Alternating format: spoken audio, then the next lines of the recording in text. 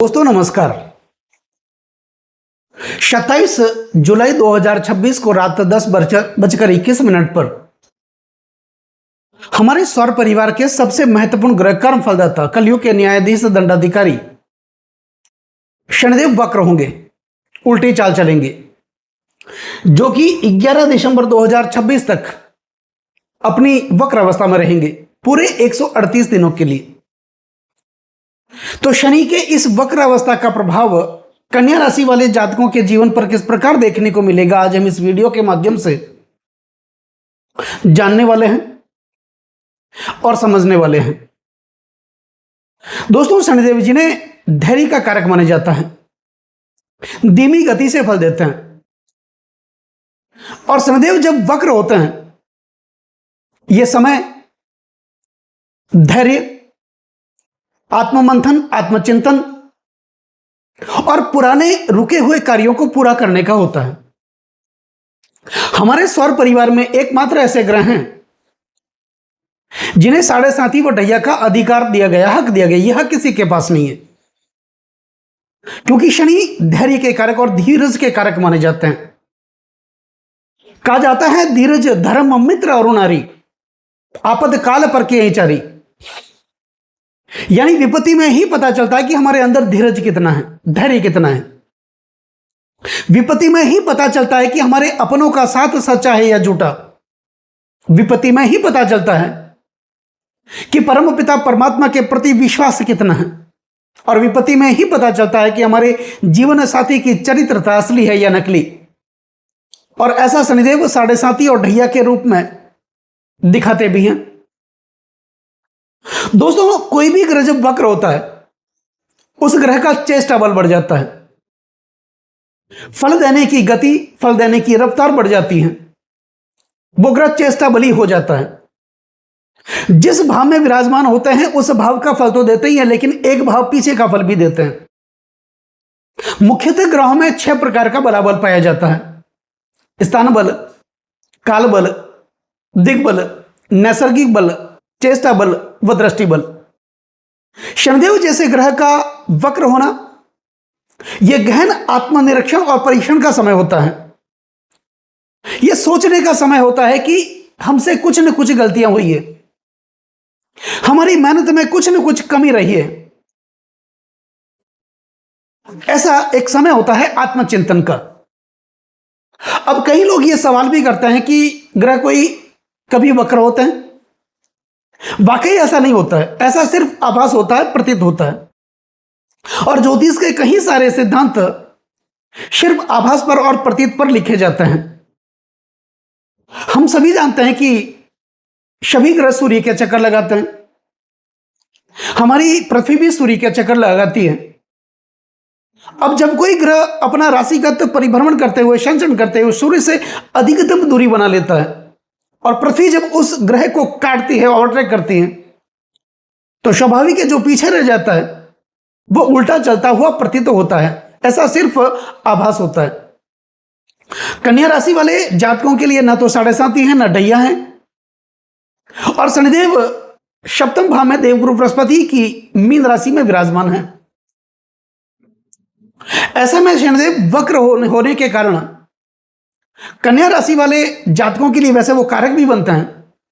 क्या फल देंगे, आज हम इस वीडियो के माध्यम से जानने वाले हैं और समझने वाले हैं। और अंत में कुछ महत्वपूर्ण उपाय भी होंगे जो आपको फॉलो करना है, तो वीडियो पर आप अंत तक बने रहिएगा। दोस्तों, शनिदेव सप्तम भाव में विराजमान है, तो वो सप्तम भाव का फल तो कन्या राशि वालों को दे ही रहे थे, लेकिन चेष्टा बली होने के कारण, वक्र होने के कारण यह 6ठे भाव का भी फल देंगे। मुख्यतः शनिदेव के पास 3 दृष्टियां हैं। शनिदेव जिस भाव में विराजमान होते हैं उस भाव का फल तो देते ही हैं, लेकिन एक भाव पीछे का फल भी देते हैं जब वो वक्र होते हैं। और शनिदेव के पास 3 दृष्टियां हैं: तीसरी दृष्टि, सप्तम दृष्टि व दशम दृष्टि। तो कन्या राशि वाले जातकों के लिए शनिदेव सप्तम भाव में विराजमान हैं, और वो चेष्टा बली होने के कारण सप्तम भाव का तो फल देंगे ही देंगे, इनके फल देने की रफ्तार बढ़ जाएगी। सप्तम भाव दसम से दसम होने के कारण हमारे कार्य क्षेत्र का भाव माना जाता है, दैनिक इनकम का भाव माना जाता है, दैनिक रोजगार का भाव माना जाता है, पति पत्नी का भाव माना जाता है, दाम्पत्य जीवन का भाव माना जाता है, पार्टनर का भाव, भागीदार का भाव, यह भाव माना जाता है। तो निश्चित तौर पर शनिदेव सप्तम भाव में विराजमान है। ऐसा आभास होगा कि ऐसी कुछ न कुछ कमी रह गई थी मेहनत करने में, या कुछ न कुछ निर्णय लेने में कमी रह गई थी, जिसके कारण हमारे कार्य रुक गए। लेकिन अब वही पुराने रुके हुए कार्य को पूरा करने का समय आपके लिए होगा। दशम सप्तम भाव दशम से दशम होने के कारण आपके कार्यक्षेत्र का भाव है, तो निरंतर कार्यक्षेत्र में बढ़ोतरी देखने को मिलेगी। यह भाव आत्मचिंतन का भाव है, यानी आपके दैनिक इनकम में, दैनिक रोजगार में कमी क्यों हुई, कुछ न कुछ कमी रह गई। इसके कारण आपको जो फल मिलना चाहिए था सप्तम भाव का, वो फल आपको नहीं मिला। विवाह में देरी हुई, दांपत्य जीवन में पति पत्नी के बीच झगड़े देखे गए, अननेसेसरी समस्याएं देखी गई, भागीदार के साथ मनमुटाव देखा गया, पारिवारिक मनमुटाव देखा गया, भाग्य में अलगाव पैदा हुआ, भाग्य ने साथ नहीं दिया। जितना हम मेहनत कर रहे थे उस मेहनत का फल नहीं मिला, यानी एक कदम आप आगे बढ़ने की कोशिश भी कर रहे थे तो दूसरे ही कदम वापस पीछे चले जा रहे थे। पैसे आ तो रहे थे, लेकिन जितने आ रहे थे उससे कहीं गुना तो खर्च हो रहा था। पैसे को बचाने की आप कोशिश भी कर रहे थे, यानी 10 रुपए का आप बचत करने की कोशिश कर रहे थे तो 20 रुपए का खर्चा आपके लिए तैयार खड़ा था। कर्ज के बोझ तले आप निरंतर दबे चले जा रहे थे, कर्जा उतरने का नाम ही नहीं रह रहा था। जिन लोगों के लिए सुख दुख में आपने साथ दिया, सुख दुख की घड़ी में कंधे से कंधा मिलाकर के आप साथ देते रहे, वही लोग समय आने पर, उनका समय आने पर आपका साथ छोड़ करके वो चले गए। पारिवारिक स्थितियां आपके अनुकूल नहीं थी, कोर्ट कचहरियों के आप चक्कर काट रहे थे, कोर्ट कचहरियों में आपको मजबूरन घसीटा जा रहा था। आप एक कदम आगे बढ़ने की कोशिश कर रहे थे, दूसरे कदम वापस पीछे चले जा रहे थे। लोन की समस्याएं बनी हुई थी, बच्चों के विवाह की समस्याएं बनी हुई थी, उनके शादी की समस्याएं बनी हुई थी। तो ऐसी बहुत सारी समस्याओं का सामना कन्या राशि वाले जातकों ने किया था, क्योंकि शनिदेव देवगुरु बृहस्पति की राशि में आपके सप्तम भाव में विराजमान थे। अब वही आत्मचिंतन का समय होगा आपके लिए, और शनिदेव वक्र होंगे, यानी वो सप्तम भाव का तो फल देंगे ही देंगे, लेकिन छठे भाव का भी फल देंगे। तो छठा भाव किसका है? रोग, ऋण और शत्रु का भाव माना जाता है। कन्या राशि वालों के लिए शनिदेव छठेस भी बनते हैं और सप्तम भाव में विराजमान है। निश्चित तौर पर आपको कर्जों से मुक्ति मिलेगी, आपको खर्चों से मुक्ति मिलेगी। पुरानी बीमारियां आपको परेशान कर रही थी, हॉस्पिटल के खर्चे बने हुए थे, शत्रु पीड़ा से आप परेशान थे, आप मेहनत तो कर रहे थे लेकिन उस मेहनत का फल आपको नहीं मिल रहा था, आपकी मेहनत का फल किसी और को मिल रहा था। यानी आपने मेहनत करने में कोई भी कमी नहीं रखी, फिर भी उस मेहनत का फल कोई और ले जा रहा था। किसी प्रकार का यश आपको नहीं मिल रहा था, मानसिक समस्याओं से आप ग्रसित थे, दिमाग काम ही नहीं कर रहा था। तो ऐसी स्थितियां बनी हुई थी, उस स्थितियों से आपको छुटकारा मिलने वाला है। यानी पुराने खर्चों से भी छुटकारा मिलेगा, कर्जों से छुटकारा मिलेगा, पुराने रोगों से आपको छुटकारा मिलेगा, शत्रु पीड़ा से भी आप मुक्त होंगे, जब तक शनिदेव अपनी वक्र अवस्था में रहेंगे कन्या राशि वालों के लिए। अब शनिदेव के पास मुख्यतः 3 दृष्टियां हैं। शनिदेव सप्तम भाव में विराजमान है और उनकी तीसरी वक्र दृष्टि होगी आपके भाग्य भाव पर, यानी भाग्य का पूरा पूरा साथ आपको देखने को मिलेगा, जिसके कारण आपका मान सम्मान पद प्रतिष्ठा में वृद्धि होगी। पिता के साथ आर्थिक संबंध अच्छे होंगे, मनमुटाव चल रहा था वो मनमुटाव आपका दूर होगा। तो इस प्रकार की स्थिति आपके लिए बनेगी। शनिदेव की तीसरी दृष्टि होगी आपके भाग्य भाव पर, तो भाग्य का संपूर्ण साथ देखने को मिलेगा। अब शनिदेव की सप्तम दृष्टि होगी आपके लग्न भाव पर, यानी चंद्रमा पर, आपकी राशि पर। चंद्रमा मन के कारक होते हैं।